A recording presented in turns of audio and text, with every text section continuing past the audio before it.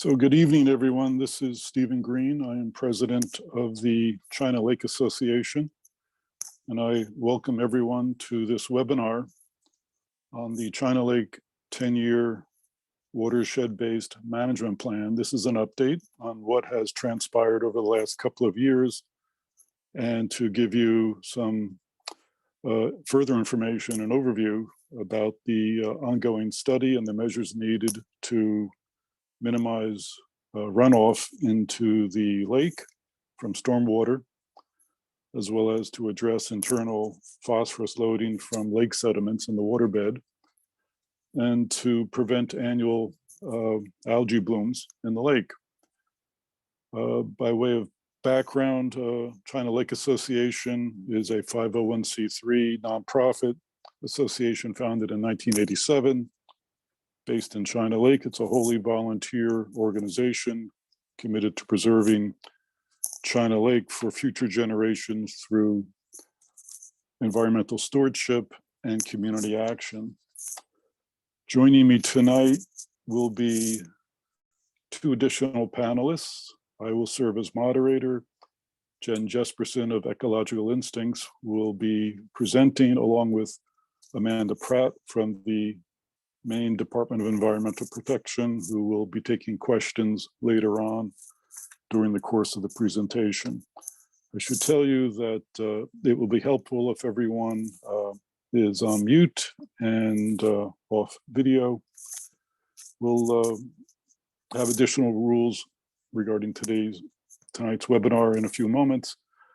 I would like to highlight, first of all, the project partners, including, besides the China Lake Association, the China Region Lakes Alliance, Colby College, Ecological Instincts, Kennebec County Soil Water Conservation District, actually the grantee in this matter, the Kennebec Water District, Maine Department of Environmental Protection, Maine Department of Marine Resources, the town of the town of China, and the town of Vassalboro, and Water Resources Services.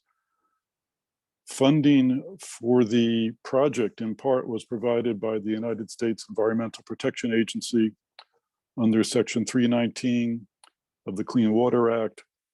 The funding is administered by the Maine DEP in partnership with EPA.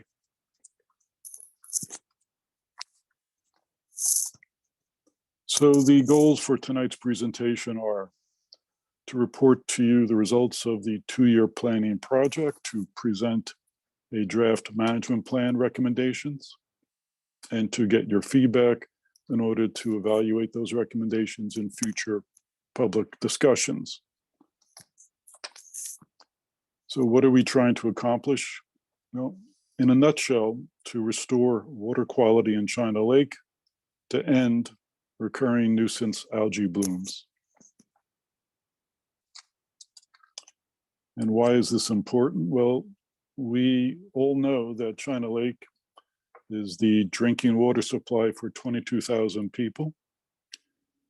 China Lake is the heartbeat of the community in the region. It is an economic engine. It serves as a large part of the tax base. It is home to people and wildlife in our community, and it is a center for recreation. So here are the housekeeping rules for tonight. Attendees are on mute with no video. Please use the chat function for general information to share with the whole group. Use Q&A for questions for our speakers. They will be addressed at the end of tonight's presentation. We will be conducting poll questions. Responses to the questions are anonymous, and responses will be used as formal input for the watershed plan.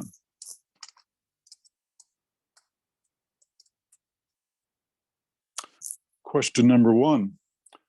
Are you currently a member of the China Lake Association and you just saw a pop-up where you may now elect to make an answer?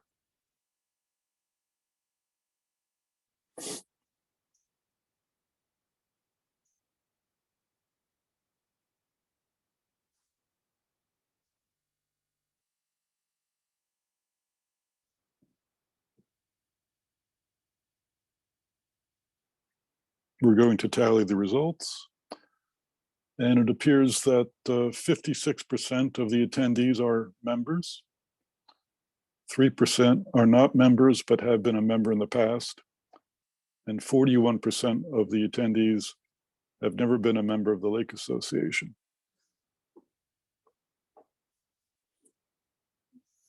Question number 2, what is your connection to China Lake? And I ask you to select all that apply. You'll see the pop-up here, which is my family or I own a year-round property on the lake. My family or I own a seasonal property on the lake. I live near China Lake, but not on it. I don't live on the lake, but use the lake often for recreation. I own a business on or around China Lake, or my business benefits from China Lake. I am a state or town official. It is the source of my drinking water, or other.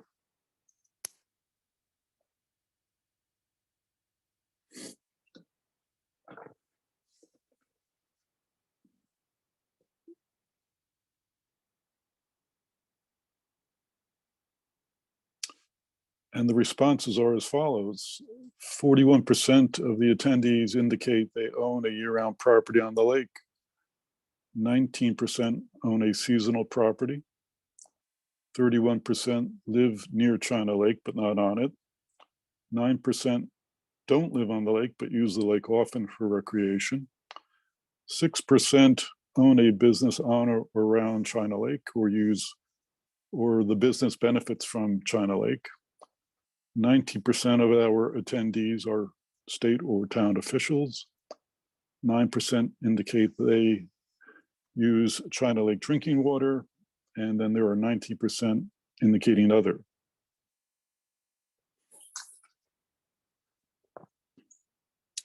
Question 3, approximately how long have you been living on or regularly visiting China Lake?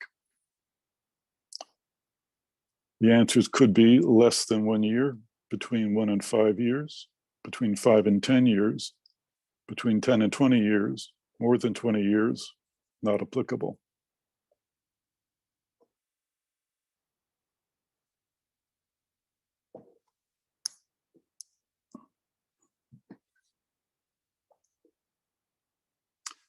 The answers indicate that 0% are less than 1 year, 10% between 1 and 5 years, 6% between 5 and 10 years, 13% between 10 and 20 years, 55% for more than 20 years, and 16% not applicable.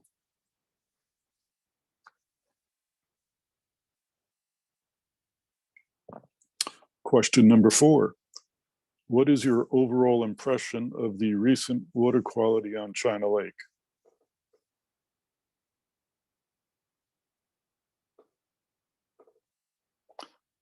The possible answers are 1, excellent, or good, average, below average, poor. This is a single choice question.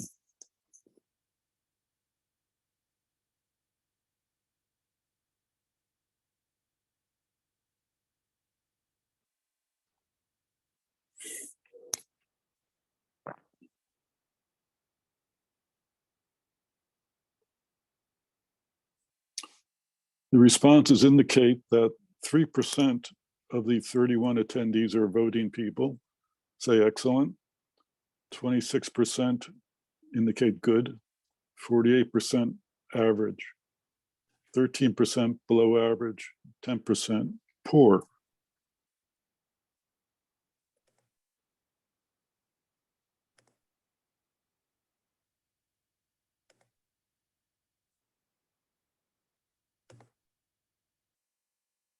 Great. Thank you, Steve. I guess I'll take it from here. Sure, be my guest. Okay.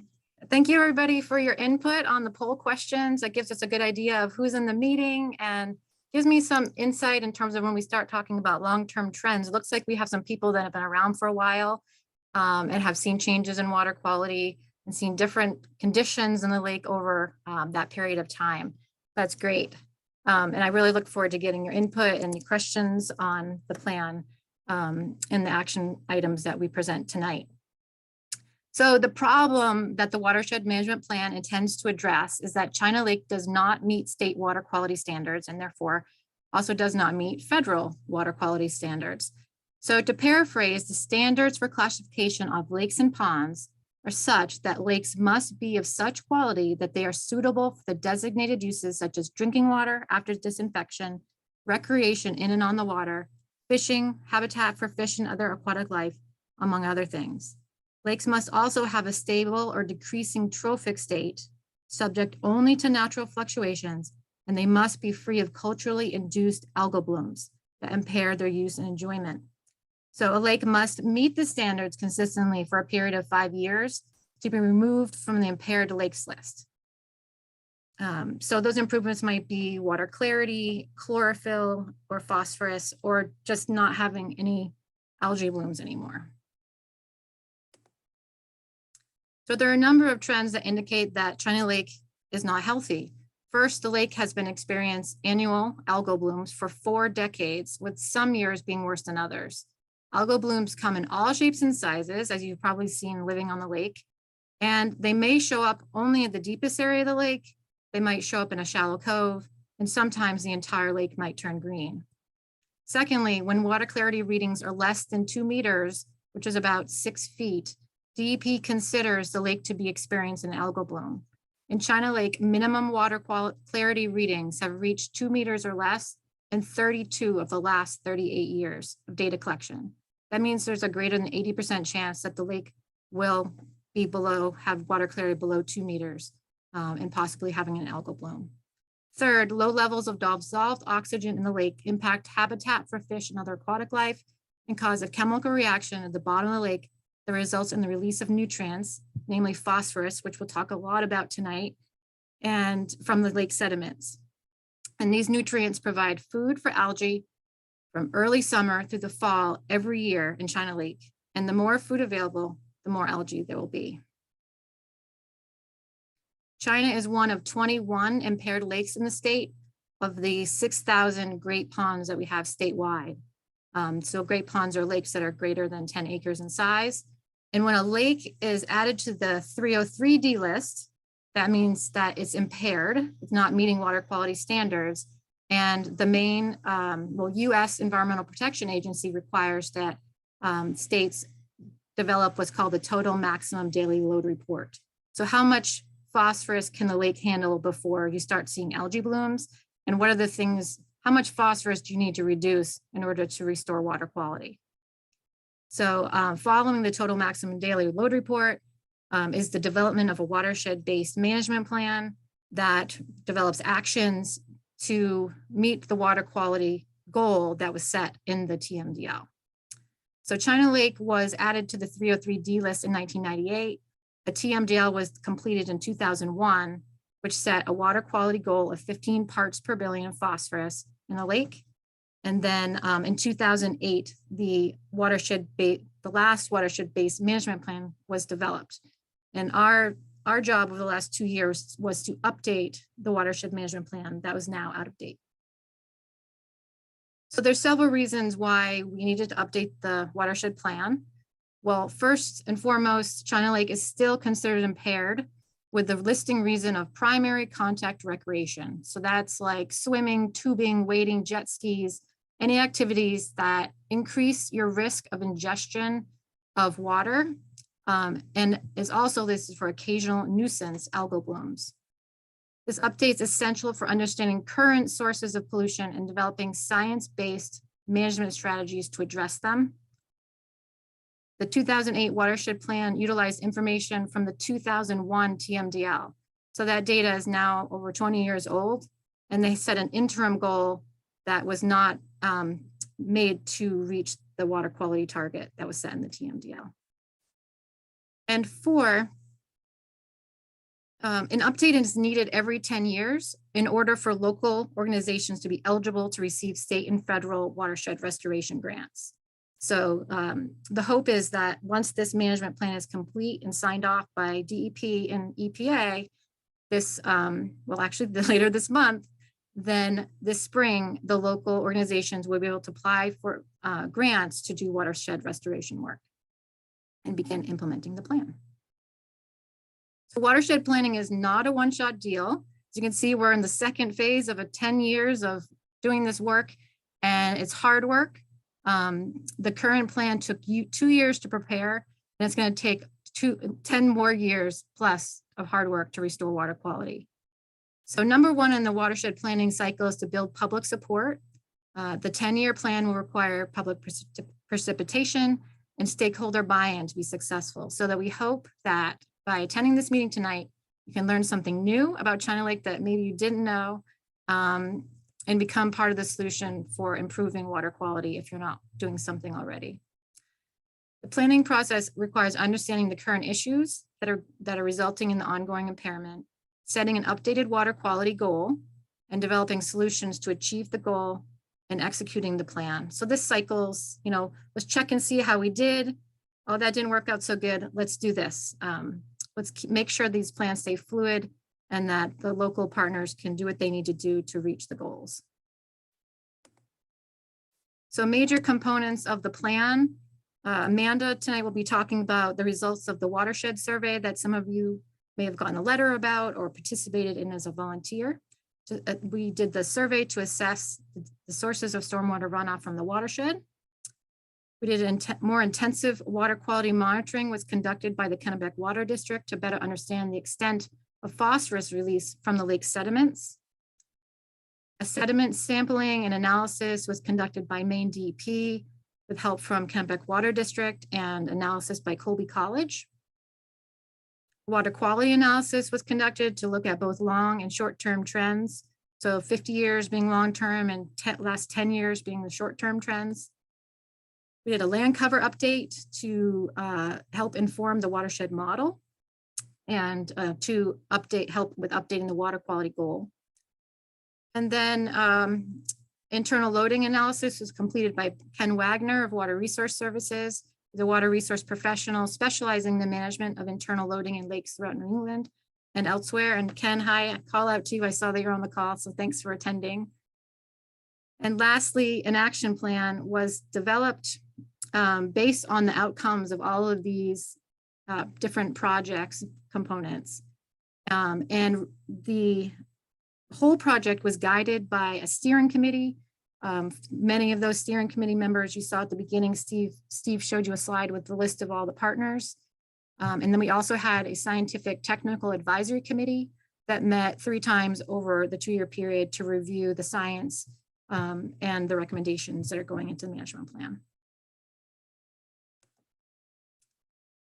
So taking a bird's eye view of the watershed, you can see that China Lake is the largest lake in the region with a watershed area, which is in the pale yellow, covering 27 square miles in the towns of China, which makes up the majority of the watershed area, as well as Vassalboro on the west side of the watershed, and a smaller portion of Albion on the north end of the lake, and a tiny little sliver in the town of Winslow.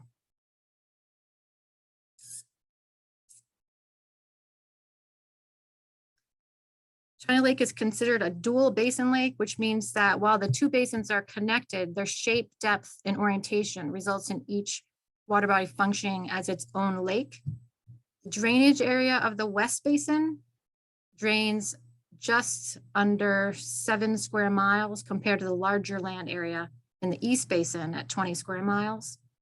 And then the surface area of the lake covers just under 4,000 acres or approximately 6 square miles, with the East Basin coming in at 339 acres, bigger than the West Basin. So some of these numbers might look new to you guys, especially when I start talking about depths, when you've been living on China for a while. A lot of this information is based on the updated bathymetric map that was prepared for the project. So in terms of the watershed, we have lots of tributaries and numerous wetlands, which are represented by these crosshatched kind of blue areas. And wetlands provide habitat for wildlife and help filter sediments and nutrients that make their way to the lake. In terms of water flow, water flows from the north end of the East Basin to the south through the Narrows. Let's see if I can get my pointer going here. Here we go. Can you guys see my pointer? There we go. So water flows this way through the Narrows and then out through the West Basin at through outlet stream, which is the single outlet, flows north to the Spastika River, which eventually, and not far from where it meets the Kennebec River. The flushing rate, which is the rate at which the entire volume of the water in the lake is replaced, is considered a little bit low or below average compared to what we see in lakes across the state, which statewide are about 1 to 1.5 flushes per year, which means that for China Lake, that any pollutants that get into the lake take a little longer than the average main lake to get out. The flushing rate in the West Basin is slightly lower than in the East Basin.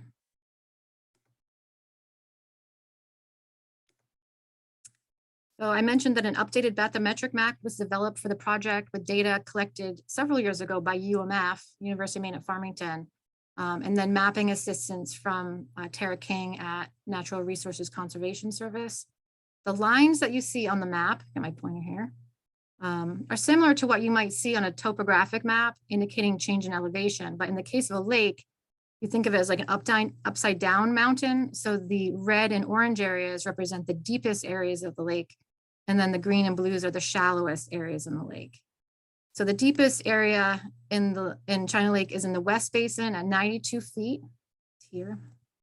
And these little Secchi discs, which is what we use to measure water clarity, are showing you the location of the deep holes at each location and each station.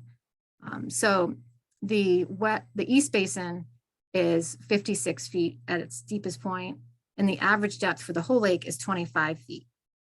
And this is where these points are where Kennebec Water District does all of their water quality monitoring. And since I'm going to be talking about this depth a lot in the presentation, I just want to point out that the areas most affected by the low dissolved oxygen in the lake are those areas below 7 meters. So that's kind of this green area and everything yellow to orange, excluding these blue areas.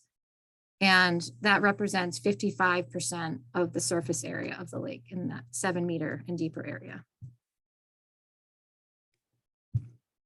The watershed is rich in water resources with 83 miles of streams and over 3,000 acres of wetlands, approximately 4,700 areas of riparian habitat, which is a high value wildlife habitat adjacent to the lake streams and wetlands, and 516 acres of freshwater aquifers, which you can see down on the south end here, primarily in the north end of the lake. The watershed contains close to 500 acres of conserved land, with the majority of that land owned by the Kennebec Water District and this approximately 150 to 200 foot buffer around the West Basin.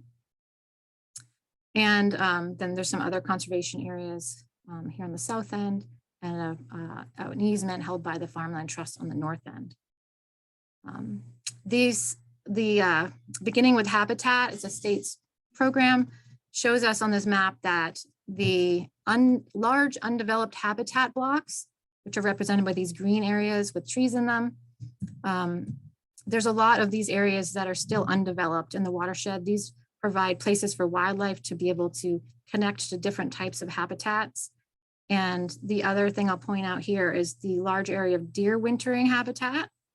There's also just under 2,000 acres of inland wading bird and waterfowl habitat, which is these cross-hatched red marks. And there's several species of endangered species or species of special concerns located on the north end of the watershed, largely associated with these wading bird habitat areas. The predominant land cover in the watershed is forest land, shown in green. The various shades of green represent the different forest types: forest, deciduous, evergreen, or mixed forest. And a small percentage of these forests, about 2% of the forests, have been harvested recently within the last 5 to 10 years, represented by these light green areas that you see on the map. And not surprisingly, based on what I just showed you, wetlands make up a fair share of the watershed at 19% of the land area, followed by 12% of land in agriculture. This includes row crops, pasture, and hayland, dairy farms, and small hobby farms. Agriculture shows on the map as orange or light orange areas.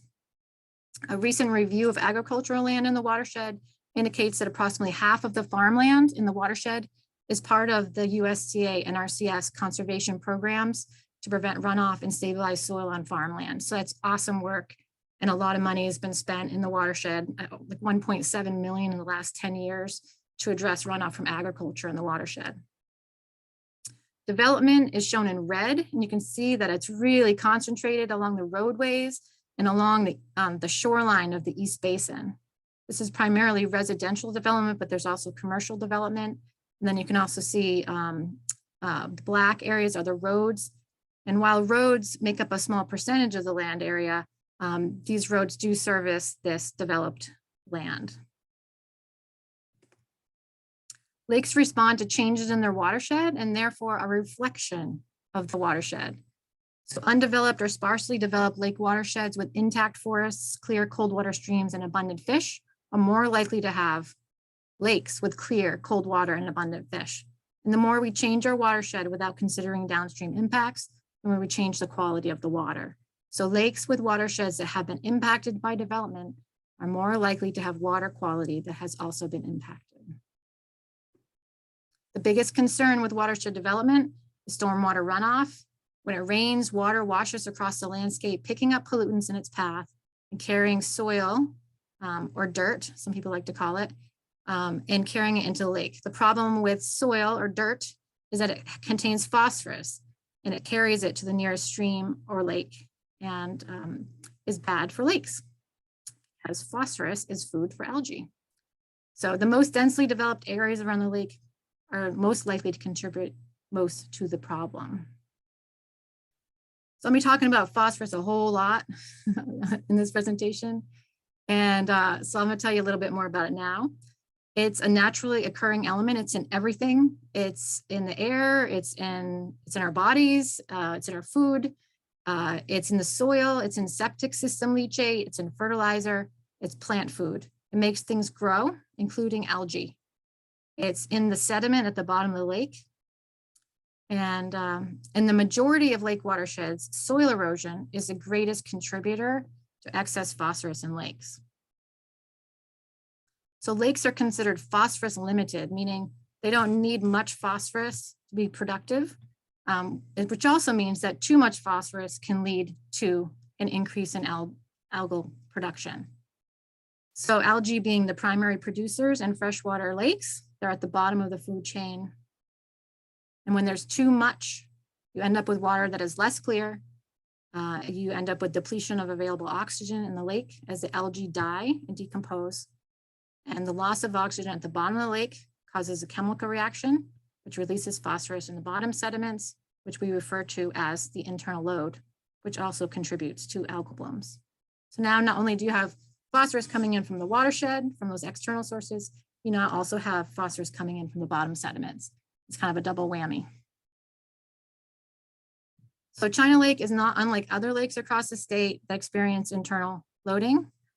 Three primary factors include centuries of nutrient-rich watershed runoff that was deposited in the sediments at the bottom of China Lake, low or no oxygen at the bottom of the lake from summer through fall, and phosphorus that is bound to iron in the sediments that get released into the water column, becoming available to algae. Statewide, lakes that contain sediments with an abundance of iron have a greater potential of releasing phosphorus compared to lakes that contain sediments with more aluminum. So once internal loading starts happening in a lake, it's very difficult to reverse. The other major source of phosphorus in China Lake is the external or watershed load. Two sources, aside from the watershed runoff and internal loading, are atmospheric deposition and wildlife, which we have little or no control over. And there are no direct discharges in China Lake.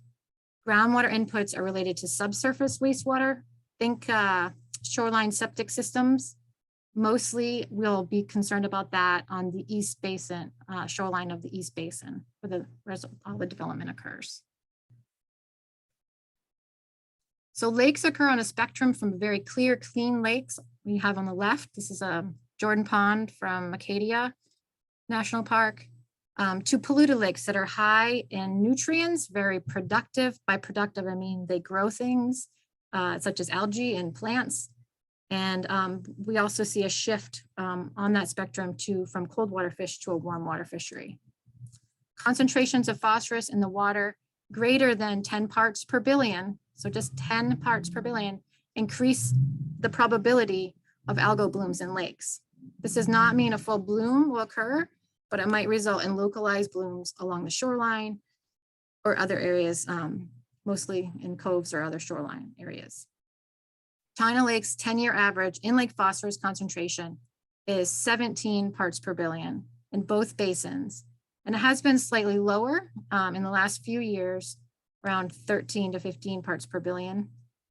The goal of this watershed management plan is to move this arrow, the 17 parts per billion, down the scale so we get closer to this number over here, or having a lower probability of having algae blooms in the lake.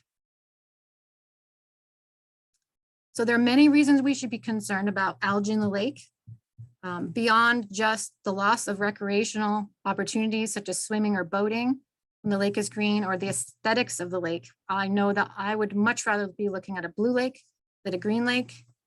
There's other concerns, such as the cost of treating drinking water or loss of property values.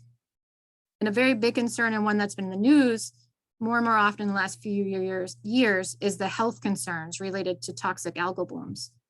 So while not all algal blooms are toxic, all blue-green algae or cyanobacteria have the potential for producing toxins that are harmful to people, pets, and wildlife. In 2014, Maine DEP conducted a study across the state of lakes that are commonly having algae blooms, and one of those was China Lake.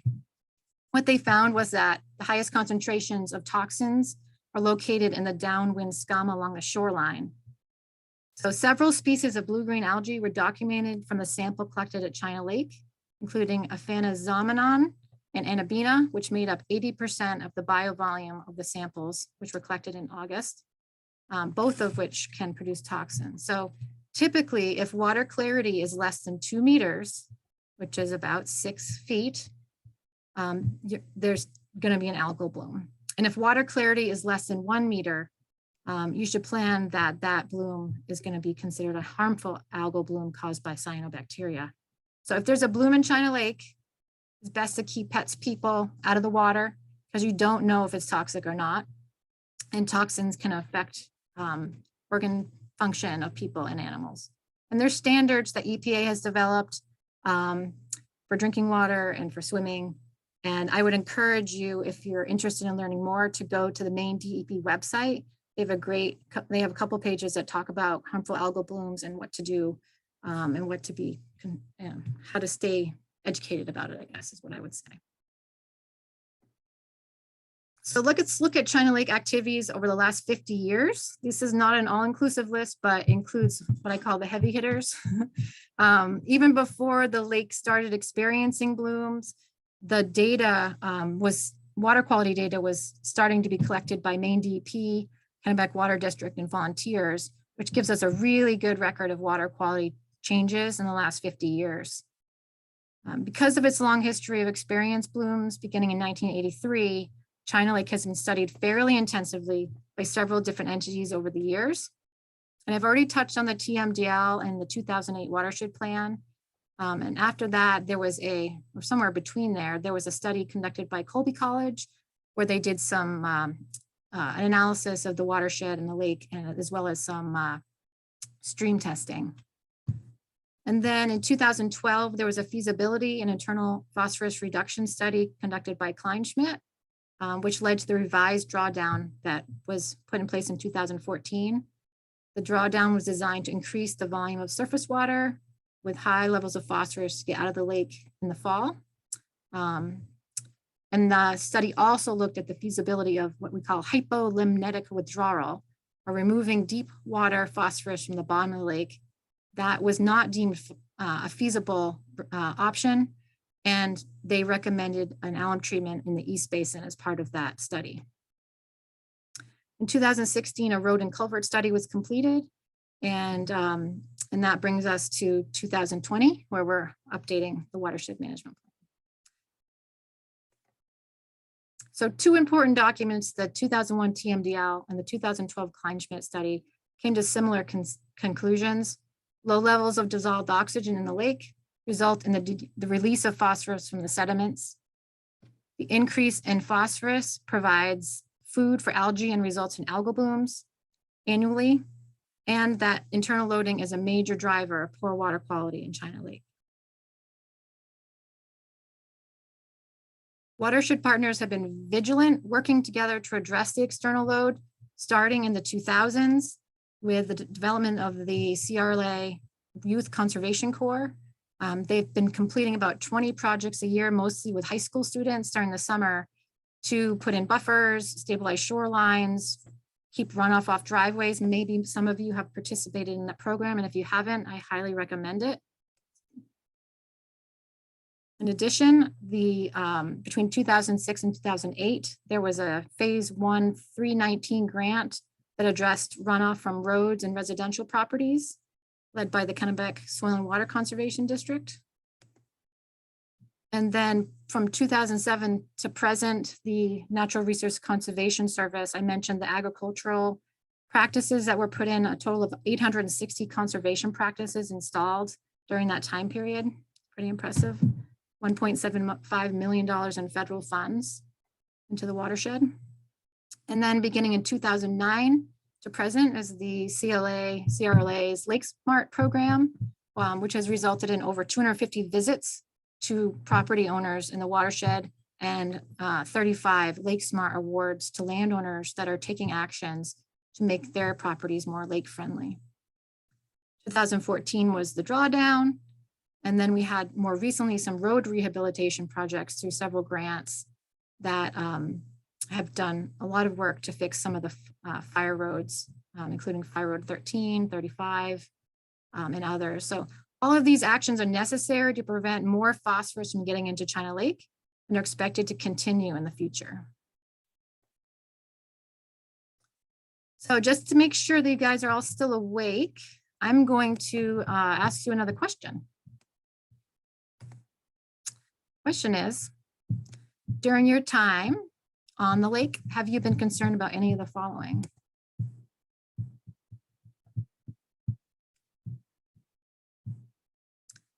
Question, the answers could be algae blooms or green tinge in the water, excessive aquatic growth or invasive aquatic plants, water level, stormwater runoff, shoreline erosion, boating activities, tree harvesting. There's a lot of options here. Gravel road conditions, and drinking water quality.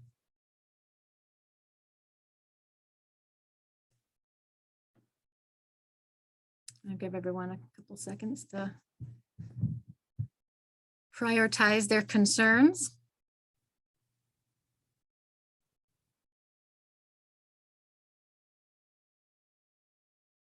All right, the last minute takers. All right, let me share the results with you guys. Looks like 84%, the majority of people are concerned about algae blooms and the green tinge in the water, followed by excessive aquatic plant growth, invasive aquatic plants, stormwater runoff into the lake, and gravel road conditions kind of hit the top of the mark there. Thank you.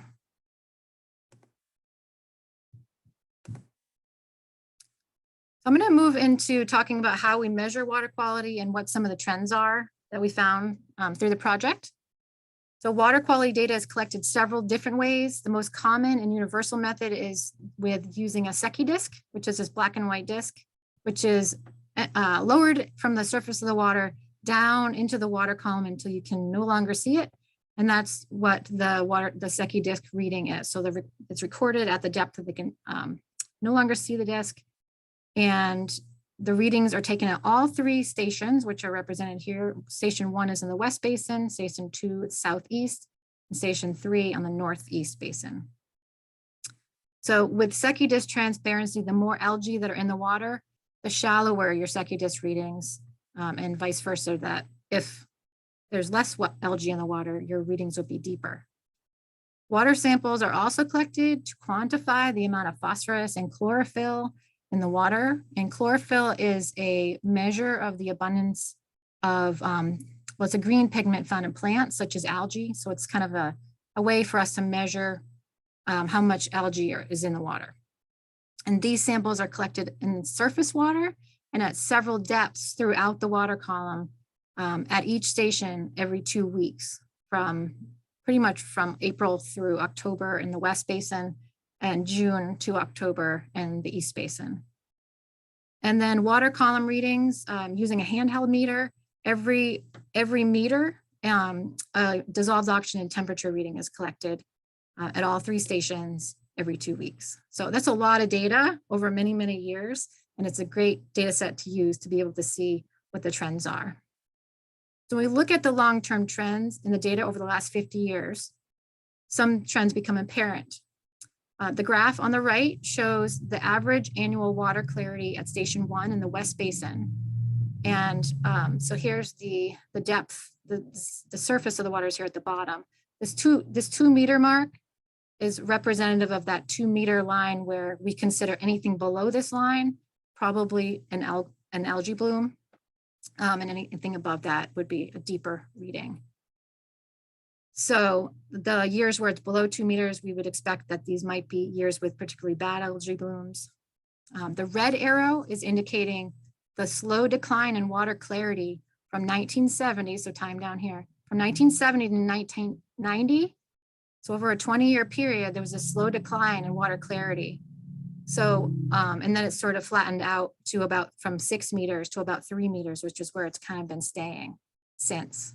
And what this tells us is that whatever caused the decline in water clarity likely resulted, that caused the algae bloom in 1980, likely started before 1980 because that trend had already started. This same trend was seen at all 3 stations over the historical time period. So some good news, over the last 10 years at Station 1 in the West Basin, there is a statistically significant decrease in annual phosphorus and chlorophyll A. So this graph to the right shows you that phosphorus levels here before 2015, which is kind of here, are all kind of above this 15 parts per billion line, and everything kind of after there, other than last year, is falling below this line. So this is a short-term trend, something to keep an eye on. We're hopeful that the work that's being done in the watershed with agriculture and all the road work and landowners making a difference could be reducing the phosphorus levels in the lake. And there's also other factors that we could consider, such as weather, and the list goes on. So in early spring and late fall, the lake is well mixed from the top to the bottom, with oxygen concentrations up around 10 parts per million. But as the lake begins to warm up, oxygen levels drop at the bottom of China Lake from July to October to levels that are not, that are very low. So we call hypoxia this level below 5 parts per million. Fish survive and thrive, especially cold water fish, and oxygen levels are greater than 5 parts per million. And then onset of anoxia starts at 2 parts per million. And below this line, we start seeing impacts to fisheries, and you could also have fish kills when there's no oxygen in the lake. We also, as we discussed, anoxia can also result in the release of phosphorus from the sediments, providing food for algae that are higher up in the water column. So this is a typical profile of oxygen. So each one of these little points represents one reading that was taken from the top of the water to the bottom. So this is station 2 and 3. And you can see at the top of the water, at the surface, the oxygen levels are fairly good, 8 parts per million. But then all of a sudden, the oxygen just really tanks. And then we have no oxygen from about 7 meters or about 20 feet down to the bottom of the lake. There's no oxygen. And this starts happening in July in the East Basin and early August in the West Basin. So one of the trends that we've seen is that from the data is that at stations 1 and 2, so that's the West Basin and the Southeast Basin, the minimum anoxic depth has increased, meaning that this area where this anoxic line is occurring shallower in the water column, which is also means that if you think about the bathymetric map, the area of the surface area at the bottom of the lake is bigger, and that area of anoxia is allowing for a greater area of sediment to be able to release phosphorus when there's no oxygen. So not a good thing. So these graphs are a little tricky and I struggle with how to present them, but I think I kind of got it. What I'm trying to show you guys is that the period of time in the lake that the lake is anoxic in the area of sediment exposed likely affect how much phosphorus can be released from the internal load in any year. This is a graph showing station 1, April through October. And these are those little Secchi measurements that were collected that tells us how clear the water was. There was about this is 2 meters deep. And then this red area represents the depth of anoxia. So let's say on August 6th, there wasn't any anoxia in the lake all the way to the bottom. But then starting at that date, that anoxia started creeping up to shallower and shallower depths in the water column until we get to August 20th. And now at 7 meters, we're seeing, and everything below is anoxic. Okay, so that's kind of what this graph is showing you. And so there's our lowest Secchi disk reading corresponding with that peak in anoxia. We have this big pot of phosphorus in the bottom sediments that's starting to get released because of the anoxia, which is much greater than the concentrations of phosphorus in the surface. But you can see that over this time period, when that anoxia is happening, we see an increase from 13 to 23 parts per billion. So some of this phosphorus likely is getting mixed up into the water column, probably later in the fall, but it's sneaking up there. In the Southeast Basin, so this is station 2, it's a similar pattern, except it's starting earlier in the season. So in July, we start seeing anoxia set up. This pot of phosphorus in the bottom. So this is actually at 10 meters, there's 120 parts per billion in the water there, 170 at 14 meters. I liken this to a volcano that's ready to erupt. If conditions are right, it's a recipe for pea soup waiting to happen. Should this depth of anoxia creep up higher into the water column, or some kind of weather-induced mixing event occur that would bring this deep water high concentration phosphorus up into the surface and be available to algae in the water column.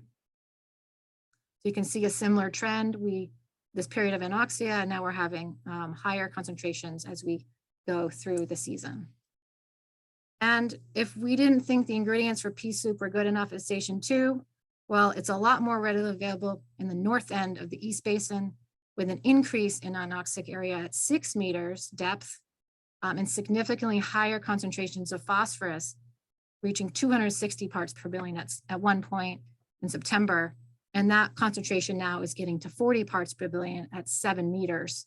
And what we saw was, you see a spike in phosphorus right corresponding with that peak from 14 to 20, and then it stays at around 20 plus or minus through the end of the season. So inactivating phosphorus in the sediment in the East Basin would help prevent this potential recipe for pea soup from happening. So not only do we measure phosphorus in the water, which is what I just told you guys all about, we also measure it in the sediments. So 30 sediment samples were collected from various areas in the lake. So each one of these dots represents where a sediment sample was collected.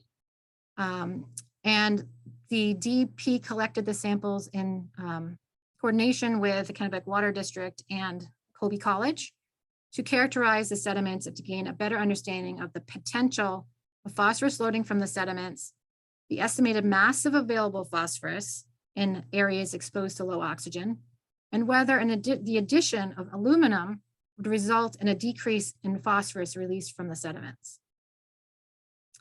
So 3 samples from each area were combined into a single sample to represent 9 different areas in the lake. The results of this analysis that was completed by Colby College showed that a significant release of phosphorus occurred in areas A and B in the East Basin and at the deepest hole and the West Basin.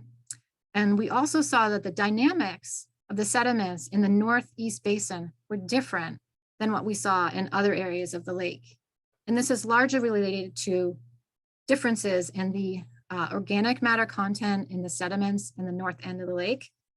So there's higher amounts of organic matter up here, which we believe is coming in from the Hunter Brook watershed and the large tributary and wetlands that are on the north end of the lake.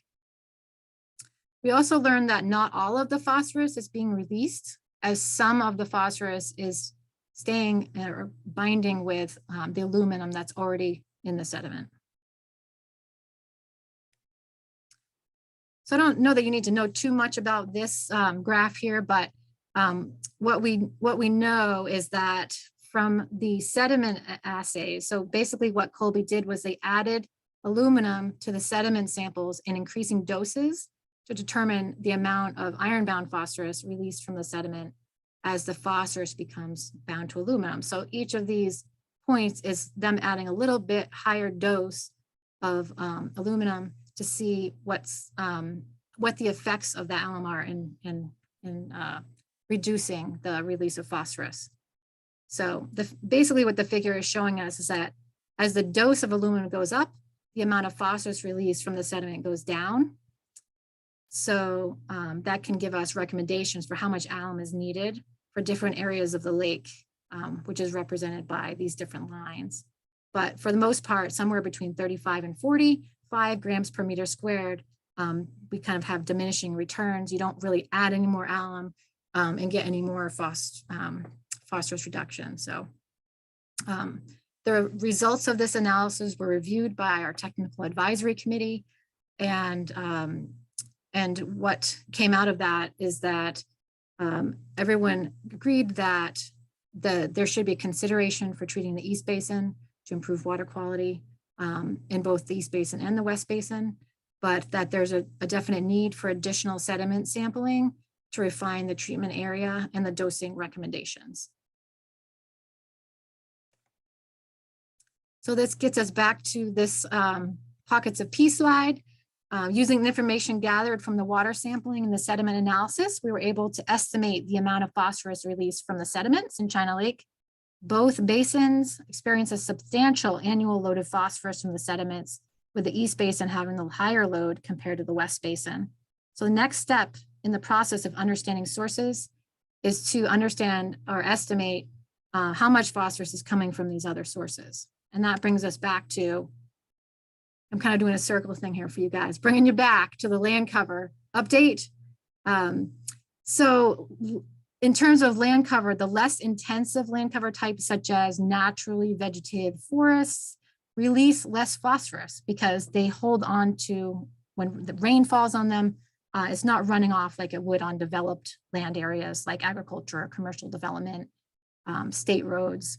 These would have higher phosphorus runoff coefficients, meaning that more phosphorus is coming off the more developed land areas. And this information is plugged into our watershed model. And you've already seen this. This is the breakdown of land cover types in the watershed. So what we can do with this information, using what we know about how much phosphorus comes off these different land cover types, is we can estimate how much phosphorus is coming from them. So what the pie chart on the right is showing you is that forest land, while it makes up 54% of the watershed, only accounts for 19% of the phosphorus load from the watershed. Compared to, if you look at development is only about 13% of the watershed if you combine the roads and developed areas, but it accounts for 32% of the phosphorus from the watershed. Similarly, agricultural land, which is the yellow here, 12% of the watershed, but 38% is estimated for the total phosphorus load from that land use type. So the land cover is a major input to the watershed model that's used to estimate the other pockets of P, like the external loading that contribute to China Lake. And then for modeling purposes, the watershed was divided into 10 subbasins, which are represented by these 10 different colored drainage areas. So there are 5 drainage areas in the West Basin and 5 in the East Basin. And you can see Ward Brook is the only named tributary in the West Basin. And then this red area represents the direct drainage. So anything that lands here goes directly into China Lake. Similarly, this dark blue is the direct drainage of the East Basin. And then from south to north, we have Jones Brook, Starkey Brook, and we have Hunter Brook, and then Muldoon Stream are the tributaries that flow into the East Basin of China Lake. So one cool thing about modeling is that it can provide us with phosphorus loading estimates for each of these areas, and then we can use that to prioritize areas of the watershed for restoration. I'm not going to be presenting that tonight, but it will be in the watershed plan, so if you're interested. So what does the model tell us? It tells us that the dominant source of phosphorus in the East Basin is the internal load, which is this red area here. 45% of the total load, or 729 kilograms per year, followed by the watershed load at 41% of the total load, or 664 kilograms per year. Septic systems account for about 7% of the load in the East Basin, about at 112 kilograms of phosphorus per year.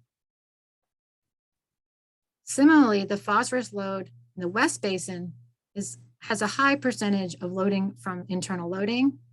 However, and this is really important, so I want you to pay attention, is that the phosphorus load from the East Basin, so think of all this land area draining in through this little area right here, is actually 35% of the total phosphorus load in the West Basin.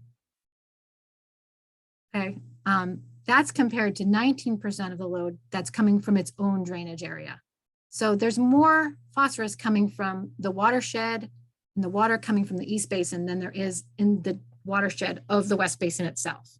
That's kind of important because what it's telling us is that there's a real need, it reinforces the need to reduce the phosphorus load in the East Basin as a primary objective for improving water quality in the West Basin, in addition to the East Basin. So a quick recap of sources of phosphorus in China Lake. We have our external load. The big sort of picture things to think about is that the external load in the West Basin is dominated by phosphorus coming from the East Basin.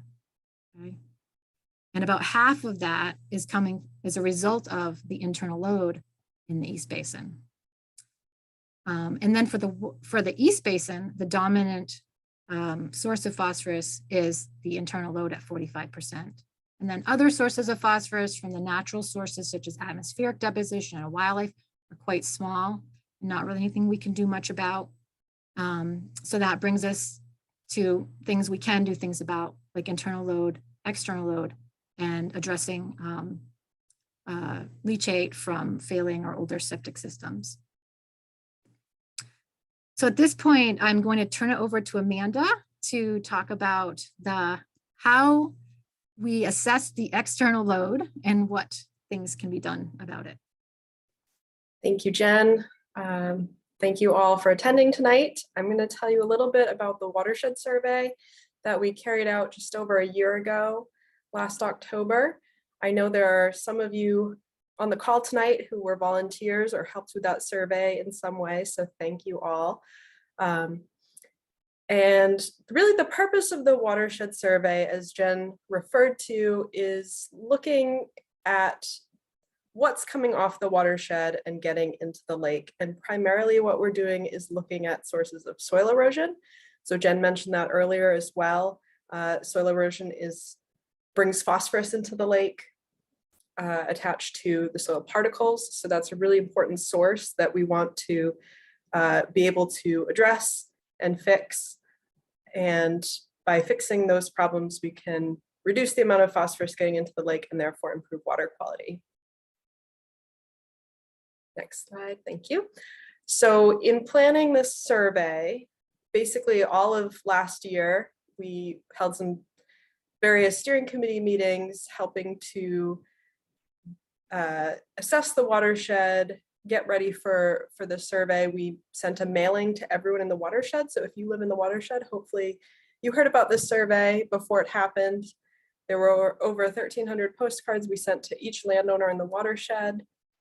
And we also allowed people the chance to opt out if they didn't want their property surveyed. So that was 62 parcels out of, I think, around almost 3,000. So very low number, which is good. A lot of people were interested in participating. We also distributed press releases, newsletter articles, Facebook, and notified law enforcement so we could really get the word out there to everyone in the watershed. Next slide. So as I mentioned, the steering committee met to break the watershed into sectors. You can see on the map on the right, there were 11 sectors. So we had 11 groups go out, and really what we're doing is walking or driving any of the developed areas of the watershed. So that includes residential properties, any cleared areas, and roads and road infrastructure. And we had a digital form that we filled out to evaluate the site, and that basically identified the location, took a picture of the site, identified the problem that we found at the site, and then identified recommendations for how to fix the site, and also rated the site. So we give it an impact rating based on how severe the erosion is. And these are some examples of really common problems that are found during a watershed survey. These are more residential. We also, like I mentioned, look at roads and other developed areas, but they're pretty ubiquitous things, looking at these pictures, these are things we see walking around the lake all the time. And a lot of people don't think of them as problems necessarily. Maybe when it rains, you can see all the water is sort of flowing over one area, like in this picture of unstable paths. You can see that's probably right where the water is flowing. And then you can see next to all of these examples of fixes or solutions to these problems that help stabilize land and prevent erosion from occurring. And that's really the goal with this, is to identify the problems so that we can fix them. Okay, so the results of the survey, you can see the map on the right shows all the locations. There were 161 total sites, and you can see the impact rating based on the color of those dots. So red is a high impact, orange, moderate, yellow is low. And there were a total of 11 land uses, and that will be on the next slide. We'll show the different categories, so residential, different types of roads, etc. And you can see that the majority of sites were on residential properties. And if you combine the town road, private road, driveway, and state road sites, that's the next highest percentage. And on the bottom there, or even in this graph, you can see the breakdown of the impact rating. So there's 20 high impact sites, 59 medium, and a majority of the sites were low impact at 82. And then that pie chart will show you the percentage breakdown. So the next step here is really to prioritize those sites and to find ways to fix them. So one thing you can do as a landowner is to use the 3 S's. So if you're looking at your property or your road and you want to, there's an erosion problem, you want to look at ways to soak stormwater into vegetated areas. You don't want it to go straight into a stream because it's polluted. You want it to filter through vegetation or through the duff, so that layer of pine needles and leaves on the forest floor. You want to steady or stabilize your land by covering any bare soil or any bare tree roots, things like that, either by planting a buffer, which is just vegetation right on the shoreline, or covering areas, maybe they're really shady and you can't get grass to grow, but you could mulch or replace crushed stone. And then you can also send any runoff into a vegetated buffer or an armored basin rather than, again, just sending it straight into the lake or into a stream. And if you have no idea where to start with this and you're completely lost, I would really recommend checking out the Lake Smart program on China Lake, and I will put a link to that in the chat if you want more information about Lake Smart. You can get a personalized technical visit from them, and they can talk to you about your property. And then as far as reporting for the results of the survey, if you want to learn more, we've put out a 2-page summary fact sheet if you don't have time to read the whole report, but you want to sort of just get a snapshot. That is on the China Lake Association website, as well as the full report, which is not that long either, if you want to read more. And we also sent out a letter to the majority of the residential sites. There were 116 letters that went out. And so if you got one of those, please pay attention to that and contact China Lake Association for more information about what you can do on your site. And if you didn't get one and you're interested in Lake Smart, I'll put that in the chat right now. That link right there. Oh, hold on. And I think that's the last slide. So I'll send it back to Jen to talk a little bit more about what the plan is going to recommend for how to improve water quality. Great, thank you, Amanda. All right, you made it this far. And now I'm going to take a few minutes to review the major recommendations that will be in the updated watershed management plan. And that's the plan that's going to guide water quality restoration efforts for China Lake over the next 10 years. So pay close attention, because at the end, I'm going to ask you what you think are the highest priorities for restoring water quality in China Lake. And then we're going to open it up for questions. So as you probably gathered with all my talk about internal and external load, we're looking at a two-pronged planning approach with the #1 action to reduce the external loading to China Lake. And this includes reducing the phosphorus load from the watershed by 77 kilograms per year by focusing on high and medium impact watershed survey sites, those sites that Amanda just talked about, throughout the watershed, continuing to work with watershed residents and road associations, as well as agricultural landowners to reduce this load of phosphorus. The success of this work depends on landowners doing their part to prevent phosphorus from getting into the lake. The estimated cost is nothing to shake a stick at over $1 million over the course of 10 years. I will reiterate, addressing watershed sources alone is not enough to prevent algal blooms in China Lake. It's just one part of a larger effort to restore water quality. The plan must include actions to address the internal load if you want to be successful. So in combination with watershed restoration, the #2 objective of the plan is to inactivate phosphorus in the sediment. An aluminum treatment is estimated to reduce phosphorus in the East Basin by 90% and last 15 to 20 years and cost just under $1.5 million. The success depends on reducing runoff from the watershed. We'll see a direct improvement in water quality in the West Basin as well. So I'm going to give you a kind of before and after, these pie charts that you've already seen. So here's our big internal load in the East Basin. If we cut that internal load down by 90%, this pie chart looks a whole lot different. We're going from 729, almost 730 kilograms per year, phosphorus being released into the lake from the bottom sediments, about 73 kilograms per year. So these sources haven't changed. The watershed load in terms of the amount of phosphorus coming in from the watershed hasn't changed, but the contribution, the percentage of that load now has, because that internal load is a lot smaller. So we expect that by cutting the internal load by 90%, that load is going to be reduced substantially, and we might see a 7.5 part per billion reduction in the in-lake water quality, water concentration of phosphorus in the East Basin. So that would get us down to about a 10.8 part per billion compared to its current numbers, which I shared with you. It would increase water clarity by 1.2 meters. So think about 3 to 3.5 feet. You can see deeper into the lake.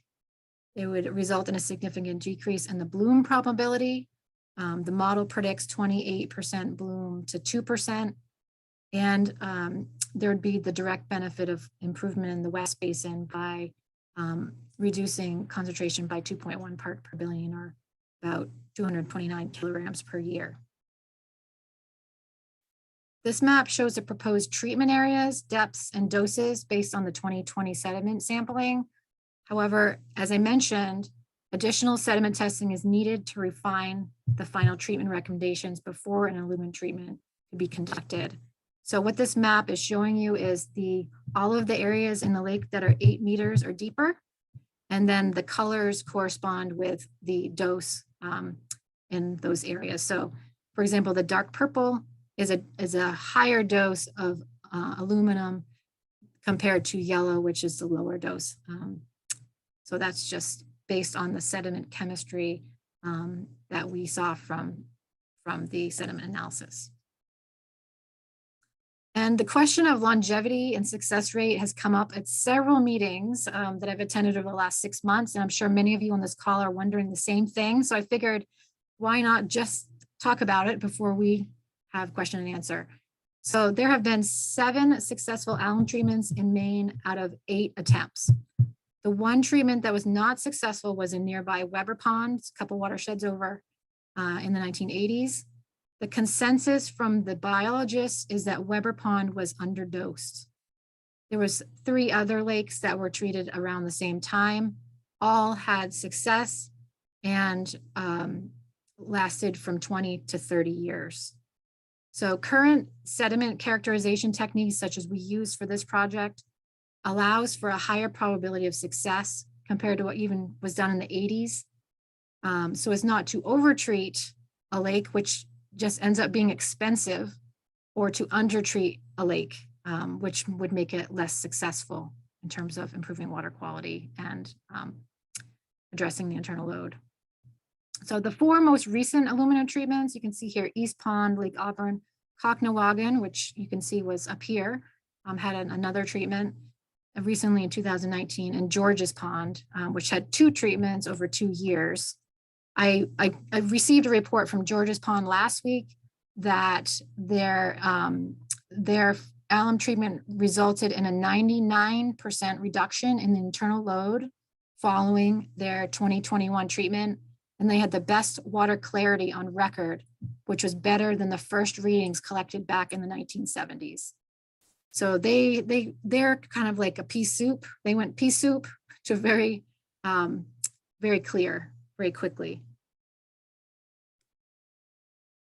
So overall, our key planning recommendations include doubling down on watershed and erosion control projects, collecting additional sediment data and conducting an alum treatment in the East Basin, continuing with the annual drawdown, and increasing monitoring efforts to include alewife, plankton, and stream data. The 10-year action plan includes 95 individual recommendations within 6 different planning categories. And just to kind of give you a sense of what some of those might look like within those categories, some examples for external watershed load include erosion control and buffers. I say to people, buffers, buffers, buffers.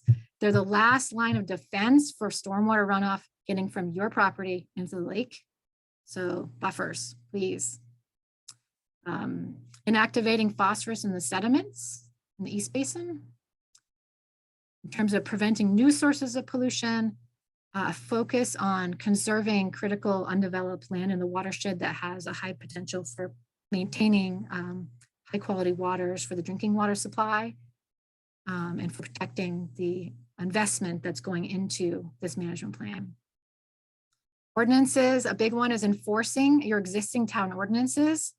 We could always add more ordinances, but let's just make sure we're doing the ones we have right to start, making sure that shoreline zoning is being followed and that we're not adding new sources of phosphorus to the lake. Public outreach, so increasing public awareness of the water quality issues and encouraging people to pump their septic systems, have them inspected if they're older. If your septic is older than 1995, it's a really good idea to have your system inspected because that was before the current septic regulations were in place. And one thing I didn't present at this meeting tonight is we did a septic vulnerability analysis as part of this project, and it identified areas of the lake where the soils are such that septic systems may not be functioning properly. You might think they're working great, but in fact, the soils are so coarse that that septic leachate's actually going straight into the groundwater and straight into China Lake. So there'll be some education and outreach around that aspect of the plan as well. Building local capacity. I put fundraising in here because there's a lot of funds to be raised, but building local capacity is also recruiting friends and neighbors to participate in programs or volunteer to assist with the work that's going into this project. And then monitoring and assessment is a necessary part of knowing how well your watershed management plan is working and that your recommendations are working. So the part you all been waiting for. This is all great stuff, Jen, but how much does it cost, right? Okay, well, this is telling you that it's not inexpensive. We're talking of $3 million over 10 years, which is about $300,000 a year. If you look at the costs associated with each of the action categories in this table, you'll see that the bulk of the costs are related to addressing and reducing the external phosphorus load and the internal phosphorus load. All told, the alum treatment accounts for 46% of the total costs compared to 54% from all the other categories. And the action plan includes a timeline of activities with the bulk of the costs expected within the first 5 years of the plan. Previous China Lake projects, including the TMDL, was suggesting that the expense of an alum treatment was considered a limiting factor for improving water quality in China Lake. So let me make a few points on this. I'm going to reiterate, addressing the watershed load alone is not adequate for restoring water quality in China Lake. I think you guys got this message already. In terms of cost benefit analysis, an alum treatment is the most effective management strategy for reducing phosphorus in China Lake and will result in immediate improvement in water quality, whereas watershed reductions are estimated to be 1/10 of the load reduction at approximately 10 times the cost. But I will say, addressing the watershed load is a necessary action to prevent new sources of phosphorus from getting into the lake and to help prolong the effectiveness of the alum treatment.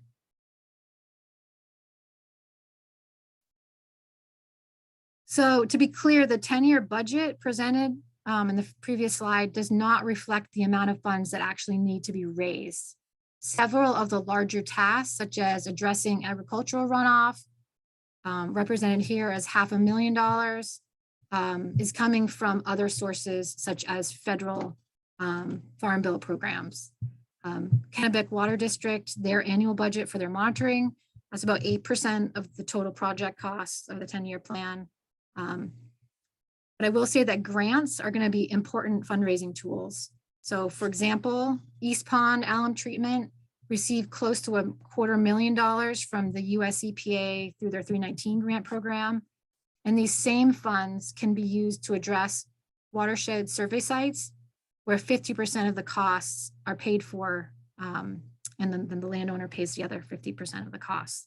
So some of these costs, when we start adding up how much is a residential property, 35 sites cost, the estimates are based on the total cost, but some of those costs are going to be defrayed by the landowner or by a grant, for example. So I don't want the number to scare you away, but it's definitely still some fundraising that will need to be done. So remember this slide from earlier in the presentation, and I mentioned that phosphorus levels greater than 10 parts per billion increase the probability of algal blooms in lakes. Well, China Lakes, as you know, 10-year average is 17 parts per billion in both basins. The TMDL set a water quality goal of less than 15 parts per billion for China Lake. If this plan is successfully implemented, we expect phosphorus concentrations to be 13 parts per billion in the West Basin and 10 parts per billion in the East Basin. So this plan helps us move that arrow down, sliding it down the trophic scale so that we are reducing the probability of having algal blooms in China Lake and getting it off the impaired lakes list. So it's not going to be easy, and it's going to take everybody's participation to make it happen. I will close by saying that there's a lot of things that you can do that are fairly straightforward on your own property to improve water quality, and every little bit of runoff is contributing to the problem. So every little bit of work, even if it's just putting in a few plants down the shoreline, is going to contribute to the solution. So get your shorefront buffered up, get your septic system pumped regularly, maintain your roads and driveways, step up and help your lake association.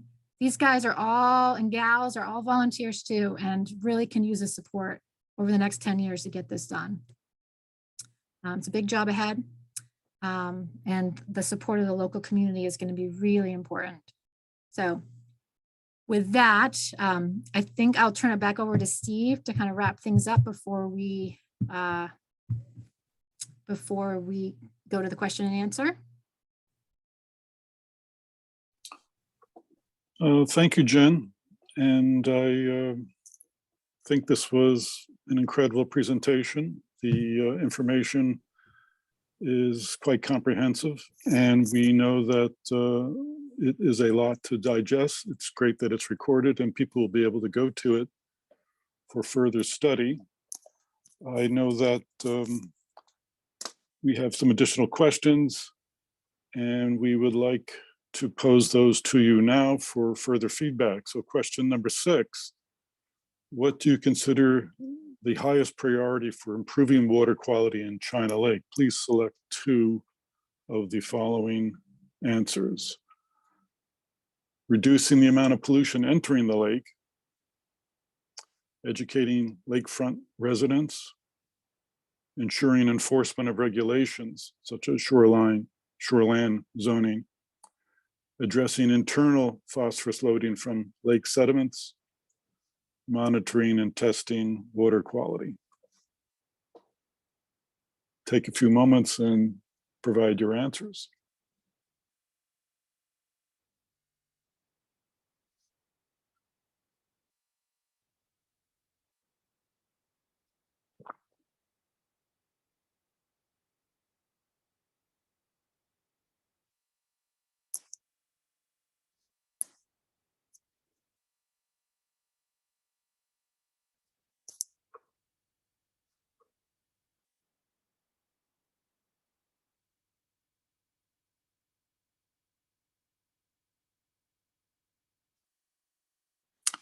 We have answers, and there is a high number of people, 82%, indicating reducing the amount of pollution entering the lake. The next highest category is to address internal phosphorus loading at 68%, followed by educating lakefront residents, 26%, then ensuring enforcement of regulations, 24%, followed by monitoring and testing water quality at 18%. Interesting. Question number 7, what type of volunteer activities would you be willing to do to help with lake improvement projects identified in the watershed plan? And the options are to plant a buffer on the property, get septic systems pumped, contact CRLA, our sister organization, for a free Lake Smart visit, become a Lake Smart volunteer, contribute financially to a future fundraising effort, participate in cost share grants to address erosion on your road or your property, become a courtesy boat inspector during the week or some other service, or finally, I'm not interested in volunteering at this time.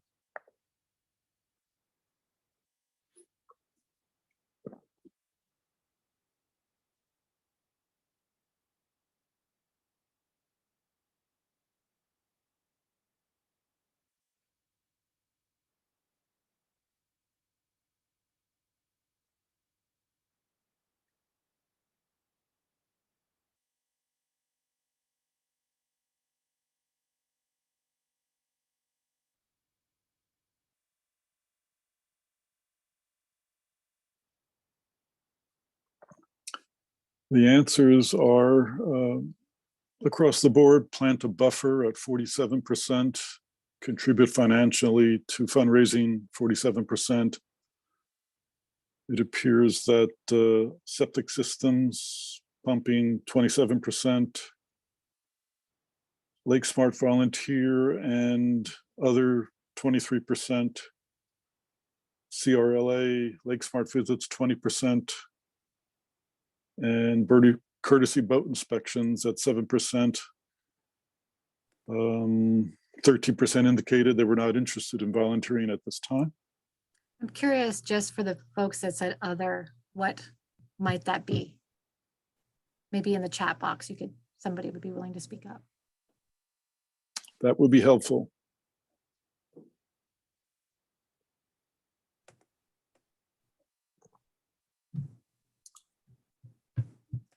So now we're going to deal with some of your questions, and I believe they have been submitted.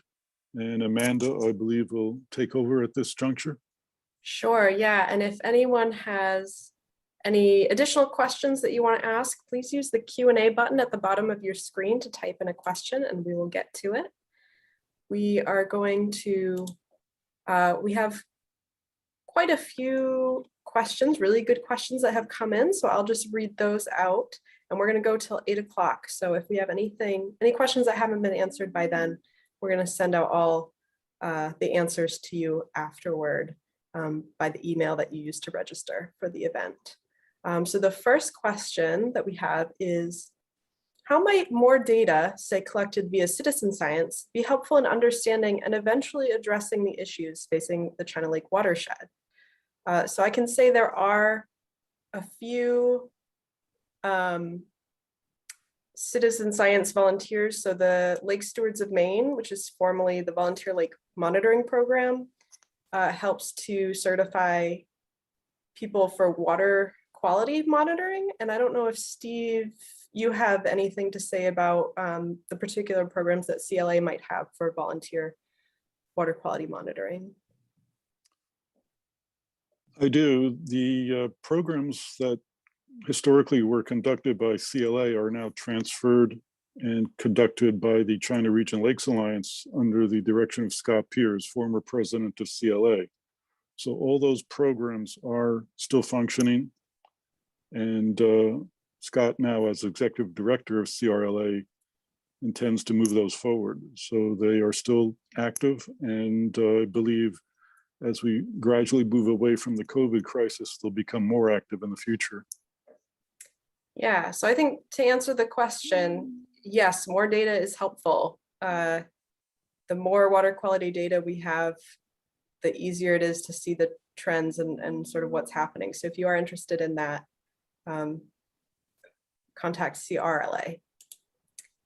The next question is, would oxygenation of the lake reduce internal phosphorus loading in the lake as it does in the Androscoggin River? Is it feasible? I'll send that one to Jen.